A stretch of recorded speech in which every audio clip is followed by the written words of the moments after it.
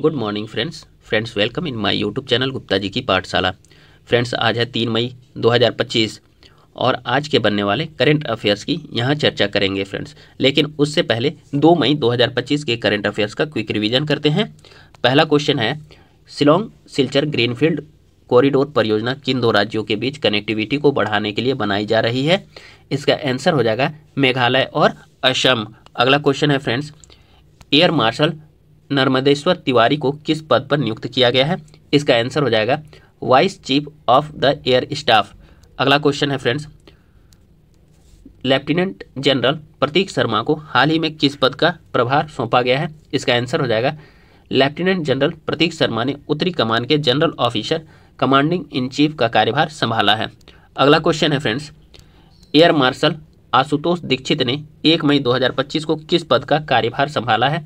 तो इसका आंसर हो जाएगा 1 मई 2025 को एयर मार्शल आशुतोष दीक्षित ने नई दिल्ली स्थित इंटीग्रेटेड डिफेंस स्टाफ मुख्यालय में chief of integrated defence staff का पदभार संभाला है। अगला क्वेश्चन देखते हैं फ्रेंड्स, हाल ही में भारत ने कितने राफेल मरीन लड़ाकू विमान खरीदने के लिए फ्रांस के साथ रक्षा समझौते पर हस्ताक्षर किए हैं? तो इसका आंसर हो जाएगा 26 राफेल मरीन लड़ाकू विमान खरीदने के लिए भारत ने फ्रांस के साथ समझौता किया है। अगला क्वेश्चन है फ्रेंड्स, हाल ही में भारत ने गैर मिश्र धातु और मिश्र धातु इस्पात फ्लेट उत्पादों सहित कुछ इस्पात आयातों पर कितने प्रतिशत सुरक्षा शुल्क लगाया है? इसका आंसर हो जाएगा 12% यानी कि 12%। अगला क्वेश्चन है फ्रेंड्स, हाल ही में बिहार में मोदी मोमेंटो संग्रहालय का शुभारंभ किया गया है, जिसमें प्रधानमंत्री नरेंद्र मोदी द्वारा प्राप्त कितने विशिष्ट स्मृति चिन्ह प्रदर्शित किए गए हैं? इसका आंसर हो जाएगा 56 यानी कि 56। अगला क्वेश्चन है फ्रेंड्स, विशेष 301 रिपोर्ट किस संगठन द्वारा प्रकाशित की गई है? इसका आंसर हो जाएगा संयुक्त राज्य व्यापार प्रतिनिधि या फिर United states trade representative, in short इसको बोल सकते हैं USTR ने। चलिए अगला क्वेश्चन है फ्रेंड्स, किस भारतीय शहर ने भारत का पहला प्रमाणित ग्रीन म्यूनिसिपल बॉन्ड जारी किया है? इसका आंसर हो जाएगा गाजियाबाद। अगला क्वेश्चन है, हाल ही में खबरों में रहा बांधवगढ़ राष्ट्रीय उद्यान किस राज्य में स्थित है? इसका आंसर हो जाएगा मध्य प्रदेश।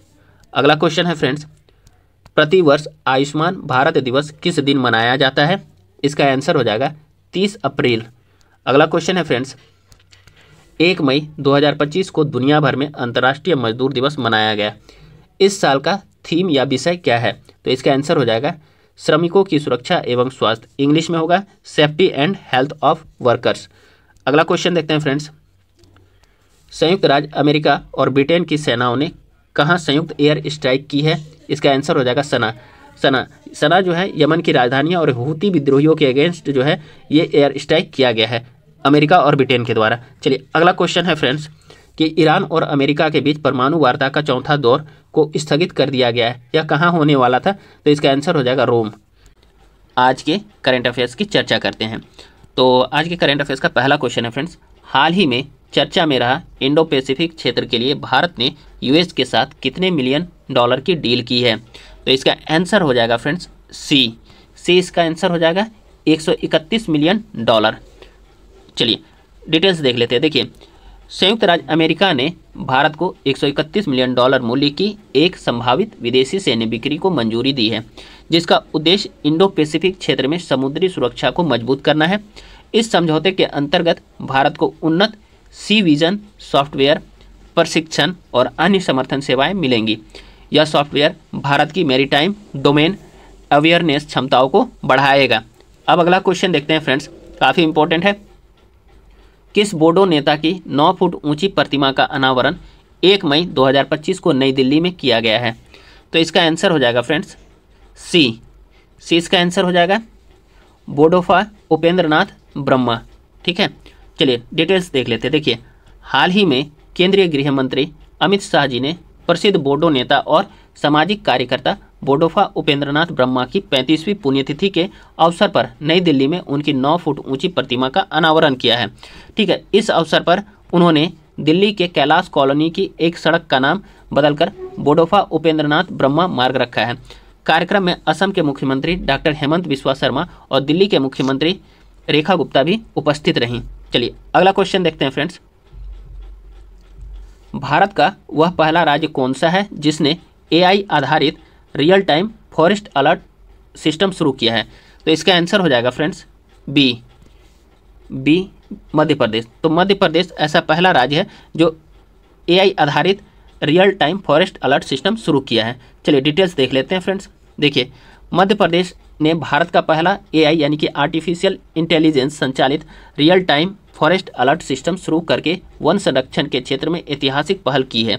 यह अत्याधुनिक प्रणाली satellite imagery, machine learning algorithm और मोबाइल ऐप आधारित फील्ड फीडबैक को जोड़ती है, जिसमें जंगलों में अतिक्रमण, भूमि उपयोग में बदलाव और वन ह्रास की तुरंत पहचान की जा सकेगी। ठीक है, अगला क्वेश्चन देखते हैं फ्रेंड्स।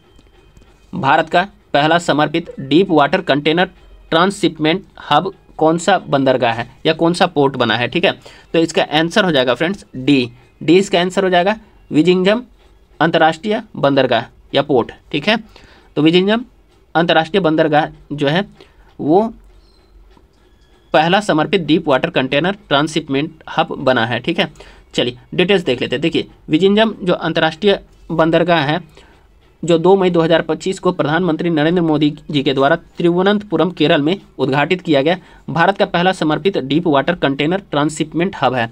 इसे केरल सरकार और अदानी पोर्ट्स एवं स्पेशल इकोनॉमिक जोन लिमिटेड यानी APSEZ के बीच सार्वजनिक निजी भागीदारी मॉडल यानी PPP मॉडल के तहत करीब 8,867 करोड़ रुपए की लागत से विकसित किया गया है। अगला क्वेश्चन देख चलिए फ्रेंड्स, तो नेक्स्ट क्वेश्चन देखते हैं। नेक्स्ट क्वेश्चन है,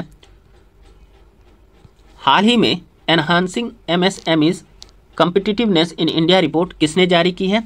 तो इसका आंसर हो जाएगा फ्रेंड्स सी इसका आंसर हो जाएगा नीति आयोग।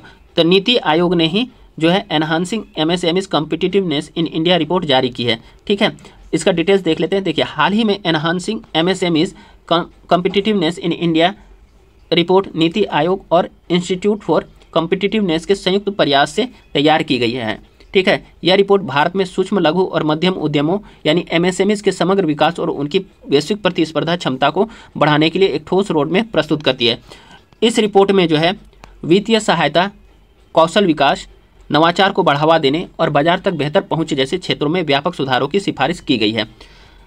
ठीक है, अब MSME का भारतीय अर्थव्यवस्था में क्या योगदान है, इसको भी एक नज़र हम लोग देखते चलते हैं। देखिए, भारत में MSME उद्योग देश भर में फैली 63.4 मिलियन इकाइयों के साथ MSME क्षेत्र जो है विनिर्माण घरेलू उत्पाद में लगभग 6.11% यानी 6.11% और सेवा गतिविधि से सकल घरेलू उत्पाद में 24.63% का योगदान देता है।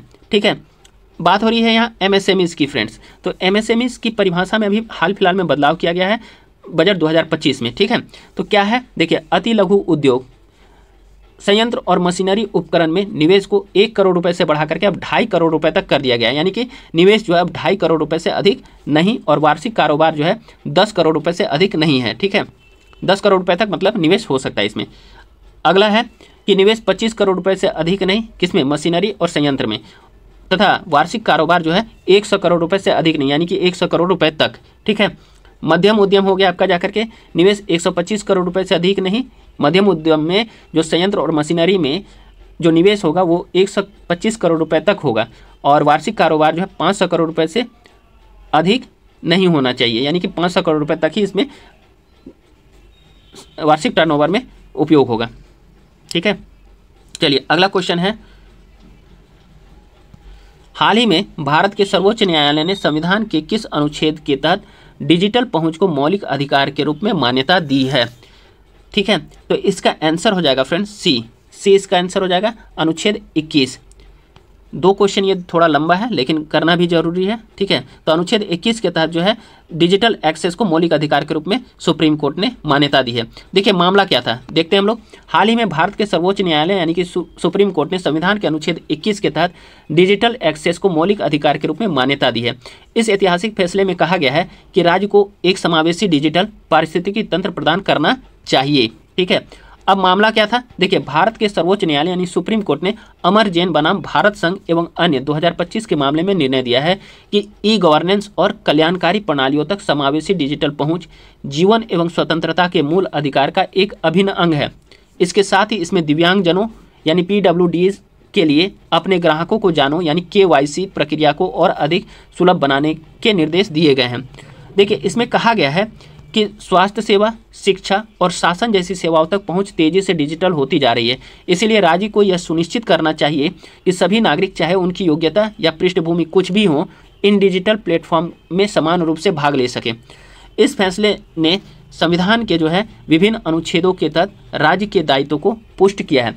देखिए, अनुच्छेद 21 सम्मान के साथ जीवन जीने का अधिकार, अनुच्छेद 14 समानता का अधिकार, अनुच्छेद 15 भेदभाव के विरुद्ध संरक्षण, अनुच्छेद 38 कल्याण को बढ़ावा देने और असमानता को कम करने का राज्य का कर्तव्य। ठीक है, तो इन सभी को मिलाकर के ही सुप्रीम कोर्ट ने यह डिसीजन दिया था। चलिए फ्रेंड्स, नेक्स्ट क्वेश्चन देखते हैं। अगला क्वेश्चन है, हाल ही में किसने स्टार टक्कर देने के लिए पहला कुइपर उपग्रह लॉन्च किया है? इसका आंसर हो जाएगा बी, अमेजन। ठीक है, डिटेल्स देख लेते हैं फ्रेंड्स। देखिए, अमेजन ने कुइपर उपग्रहों का पहला बैच लॉन्च किया है जो आधिकारिक तौर पर सैटेलाइट इंटरनेट की दौड़ में प्रवेश कर रहा है। अमेजन कुइपर उपग्रह सैटेलाइट आधारित इंटरनेट कनेक्टिविटी प्रदान करने में एलन मस्क की स्टारलिंक उपग्रहों के साथ प्रतिस्पर्धा करेंगे। कंपनी की योजना कुल मिलाकर के 3236 सैटेलाइट तैनात करने की है। ठीक है, अमेजन ने अपने कुइपर प्रोजेक्ट के लिए 27 इंटरनेट उपग्रह लॉन्च किए हैं। उपग्रहों को United launch alliance Atlas V rocket द्वारा ले जाया गया, जिसे फ्लोरिडा के cap Canaveral space force station से लॉन्च किया गया है। अगला क्वेश्चन है फ्रेंड्स, ये भी काफ़ी इंपॉर्टेंट है। हाल ही में किस हवाई अड्डे ने ACI ग्रीन एयरपोर्ट रिकॉग्निशन 2025 में प्रतिष्ठित प्लेटिनम मान्यता प्राप्त की है? इसका आंसर हो जाएगा फ्रेंड्स ए, हुबली हवाई अड्डा। तो हुबली हवाई अड्डे ने ACI ग्रीन एयरपोर्ट्स रिकॉग्निशन 2025 में प्रतिष्ठित प्लेटिनम मान्यता प्राप्त की है। चलिए डिटेल्स देख लेते हैं फ्रेंड्स। देखिए, हुबली हवाई अड्डे को उसकी हरित पहलों के लिए एयरपोर्ट्स काउंसिल इंटरनेशनल यानी ACI के ग्रीन एयरपोर्ट्स रिकॉग्निशन 2025 में प्लेटिनम सम्मान मिला है। हुबली हवाई अड्डे को यह सम्मान वार्षिक 6 मिलियन से कम यात्रियों वाले हवाई अड्डे की श्रेणी में हवाई अड्डों पर सतत ऊर्जा के लिए दिया गया है। अगला क्वेश्चन है फ्रेंड्स, काफ़ी इंपॉर्टेंट है, ये बिहार से रिलेटेड है। देखिए, क्वेश्चन है, मुंबई आतंकी हमले 26/11 सहित कई हाई प्रोफाइल मामलों की जांच में शामिल रहने वाले वरिष्ठ IPS अधिकारी को हाल ही में मुंबई पुलिस का नया पुलिस कमिश्नर नियुक्त किया गया है। उनका नाम क्या है? ठीक है, तो इसका आंसर हो जाएगा फ्रेंड्स सी, देवेन भारती। तो देवेन भारती इनका आंसर हो जाएगा। डिटेल्स देख लेते हैं। देखिए, मुंबई आतंकी हमले 26/11 सहित कई हाई प्रोफाइल मामले की जांच में शामिल रहने वाले वरिष्ठ IPS अधिकारी देवेन भारती को 30 अप्रैल 2025 को मुंबई पुलिस का नया पुलिस कमिश्नर नियुक्त किया गया है। मूल रूप से बिहार के दरभंगा जिले के निवासी देवेन भारती इससे पहले जनवरी 2023 में मुंबई पुलिस के विशेष आयुक्त पद पर कार्यरत थे। ठीक है फ्रेंड्स, चलिए अगला क्वेश्चन देखते हैं फ्रेंड्स। चलिए फ्रेंड्स, अब हम लोग नेक्स्ट क्वेश्चन देखते हैं। क्वेश्चन है, काफ़ी इंपॉर्टेंट है फ्रेंड्स। देखिए, भारतीय नौसेना की उड़ान प्रशिक्षक बनने वाली पहली महिला पायलट कौन बनी है? तो इसका आंसर हो जाएगा friends D, lieutenant commander Divya Sharma. ठीक है, डिटेल्स देख लेते हैं फ्रेंड्स। देखिए, अंडमान निकोबार कमान यानी कि ANC में INAS 318 नौसेना वायु स्क्वाड्रन की Dornier pilot lieutenant commander Divya Sharma भारतीय नौसेना की उड़ान प्रशिक्षक बनने वाली पहली महिला बन गई है। INS उत्कर्ष अंडमान और निकोबार द्वीप समूह के पोर्ट ब्लेयर में एक नौसैनिक हवाई स्टेशन है। चलिए फ्रेंड्स, अगला क्वेश्चन हम लोग देखते हैं। हाल ही में समुद्र के किनारे बसे किस शहर के किनारे नवनिर्मित जगन्नाथ मंदिर का लोकार्पण किया गया है? तो इसका आंसर हो जाएगा फ्रेंड्स बी, दीघा, पश्चिम बंगाल। तो देखिए, पश्चिम बंगाल में हाल ही में जो है जगन्नाथपुरी मंदिर का लोकार्पण किया गया है। ठीक है, किसके द्वारा? तो ममता बनर्जी के द्वारा। चलिए डिटेल्स देख लेते हैं। देखिए, पश्चिम बंगाल के मेदिनीपुर के समुद्र तटीय शहर दीघा में अक्षय तृतीया के दिन 30 अप्रैल 2025 को मुख्यमंत्री ममता बनर्जी ने नवनिर्मित जगन्नाथ मंदिर का लोकार्पण किया है। बात हो रही है यहाँ पर जगन्नाथ मंदिर की, तो इसका इतिहास हम लोग देखते हैं फ्रेंड्स क्या है थोड़ा सा। देखिए, जगन्नाथ मंदिर, जिसे पुरी का श्री जगन्नाथ मंदिर भी कहा जाता है, एक प्राचीन और प्रसिद्ध हिंदू मंदिर है जो ओडिशा के पुरी शहर में स्थित है। प्राचीन काल में मंदिर का निर्माण राजा इंद्रयुम्न ने करवाया था, जो महाभारत में एक प्रसिद्ध राजा थे। किंवदंती है कि राजा ने भगवान विष्णु के अवतार नील माधव की मूर्ति की खोज की और मंदिर की नींव रखी थी। ठीक है, लेकिन वर्तमान मंदिर का निर्माण जो है 12वीं शताब्दी में पूर्वी गंग राजवंश के राजा अनंत वर्मन चोडगंग ने शुरू किया था। मंदिर का निर्माण 1150 ईस्वी में पूरा हुआ था। चलिए फ्रेंड्स, अगला क्वेश्चन है, राष्ट्रीय चिकित्सा रजिस्टर यानी NMR एक केंद्रीकृत डिजिटल डेटाबेस के लिए नोडल मंत्रालय कौन सा है? तो इसका आंसर हो जाएगा फ्रेंड्स बी इसका आंसर हो जाएगा स्वास्थ्य और परिवार कल्याण मंत्रालय यानी ministry of health and family welfare. Details देख लेते हैं फ्रेंड्स। देखिए, भारत में 1% से भी कम डॉक्टर नेशनल मेडिकल रजिस्टर के लॉन्च होने के 8 महीने बाद भी उसमें पंजीकृत हैं। नेशनल मेडिकल रजिस्टर यानी कि NMR एक केंद्रीकृत डिजिटल डेटाबेस है जिसमें भारत के सभी लाइसेंस प्राप्त एलोपैथिक डॉक्टर शामिल हैं, यानी कि MBBS शामिल है। इसे अगस्त 2024 में नेशनल मेडिकल कमीशन अधिनियम 2019 की धारा 31 के तहत लॉन्च किया गया था।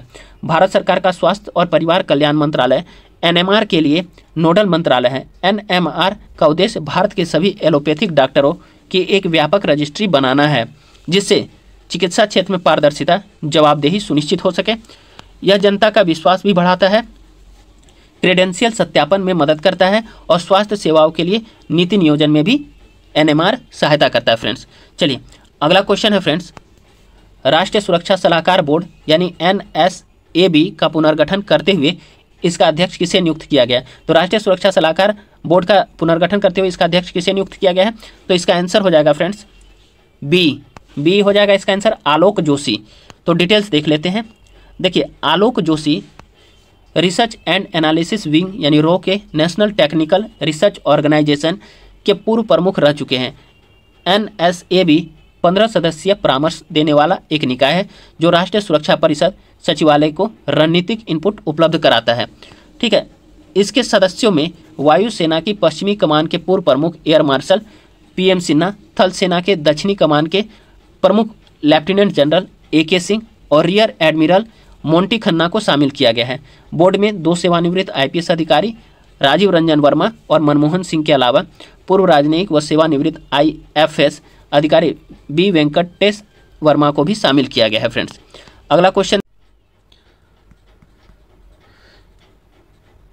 चलिए फ्रेंड्स, अब हम लोग आज के आखिरी क्वेश्चन को देख।